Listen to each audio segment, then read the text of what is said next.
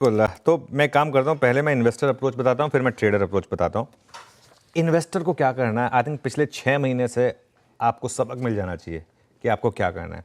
और trust me, अगर आपने पिछले 6 महीने के एक्शन से सबक नहीं लिया तो वो आपके लिए आगे जाके बहुत नेगेटिव होने वाला है। पिछले 6 महीने में जो एक बेयर मार्केट थी, और ये अब हम अभी भी ये नहीं करेंगे ख़त्म हो गई है बेयर मार्केट, वो तो एक एक्सपेक्टेशन है। पिछले जो 6 महीने की बेयर मार्केट है ना सॉरी, उससे थोड़ा सबक लें। और एक सेकंड, सॉरी, स्टॉक्स वीरू इस रिकवरी में नहीं चले ना, वो आगे भी नहीं चलेंगे। इस चीज़ को आप मान के चलिए। इस रिकवरी में अगर नहीं चले स्टॉक्स, वो नहीं चलेंगे आगे। बीच बीच में शॉर्ट कवरिंग में गैप अप वगैरह होता है, वो अलग बात है। और जिन शेयरों ने, दो कैटेगरी के स्टॉक्स हैं, जिन शेयरों ने सितंबर से मार्च के महीने में लगातार ऑल टाइम हाइज लगाए या बीच बीच में ऑल टाइम हाइज लगाए, वो बेस्ट हैं।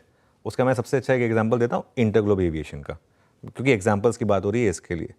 ऐसे स्टॉक्स आपके लिए बेस्ट हैं। सेकंड कैटेगरी में वो स्टॉक्स आते हैं जहां पर सितंबर से मार्च में गिरे वो भी, लेकिन कम गिरे मार्केट के मुकाबले। अगेन उसका मैं एक एग्जांपल देता हूं आपको, इंडियन होटल्स का। ऑल टाइम हाई पर नहीं आया वो स्टॉक, लेकिन कम गिरा, मार्केट के मुकाबले कम गिरा स्टॉक। HDFC बैंक एक और एग्जांपल हो गया। कोटक महिंद्रा बैंक पहले वाले एग्जांपल्स में हो गया, जिन्होंने लगातार ऑल टाइम हाई लगा। HDFC बैंक कम गिरा मार्केट के मुकाबले। ये ऐसे 3-4 एग्जाम्पल हो गए।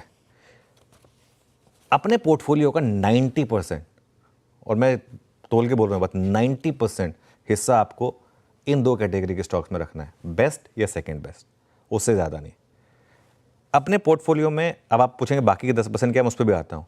अपने पोर्टफोलियो में 1% जगह भी उनको मत दें जहाँ पर 52 वीक लो लग रहे हैं, जो स्टॉक्स एकदम ख़राब क्वालिटी के हैं।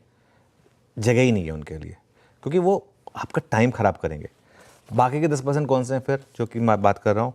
बाकी के 10% वो हैं जो अच्छे शेयर हैं, जो गिरे काफ़ी, ना रिकवरी में बहुत ज़्यादा चल पाए, लेकिन अपने फैक्टर्स हैं उनके, जैसे कि वो टैरिफ का डर है या कुछ और रीज़न हो सकता है। ये मतलब ये शेयर इसलिए नीचे हैं क्योंकि थोड़ा टैरिफ का डर है या थोड़ा कुछ और इशू है। एक उसका एग्जांपल देता हूँ मैं आपको, संवर्धन मदरसन का। जो भी मैं एग्जांपल्स दे रहा हूँ, मैं ये नहीं कह रहा हूँ कि आपको तुरंत खरीदने, मैं सिर्फ एक एग्जांपल दे रहा हूँ जहाँ पर कैटेगरी ऑफ स्टॉक्स आते हैं उस तरीके के। ऐसे स्टॉक्स पर बेसिकली आपको फोकस करना है। ये होगी बात इन्वेस्टर की। जहाँ तक ट्रेडर की बात है, देखिए ट्रेडर को ना हर स्विंग अब अपने स्टाइल को बदलना होगा। कभी मार्केट आपको 3-4 दिन की स्विंग देगी, कभी आपको डे ट्रेडिंग की मार्केट देगी, कभी आपको पोजिशनल मार्केट मिलेगी। हमने 2 पोजिशनल स्विंग्स पकड़ी थी, अभी इस समय डे ट्रेडिंग की मार्केट है। पिछले 4 दिनों से डे ट्रेडर वाली मार्केट है, जब से वो 23,600 का स्टॉप लगा था उसके बाद से अगले 3-4 दिन और डे ट्रेडर वाली मार्केट रहने वाली है। उसके बाद मार्केट आपको एक ट्रेंड देगा। उस ट्रेंड में, जैसा मैं फिर कह रहा हूँ, वो मार्केट आपको बताएगा कि मार्केट ने, आप शुरू के 300-400 पॉइंट मिस करेंगे मान के चलिए, लेकिन आपको एक स्विंग समझ में आ जाएगी। उसके बाद आपको उस स्विंग में, उस डायरेक्शन में पार्टिसिपेट करना है। उसका भी समय आएगा, अभी तो खैर वो समय वीरो शायद है।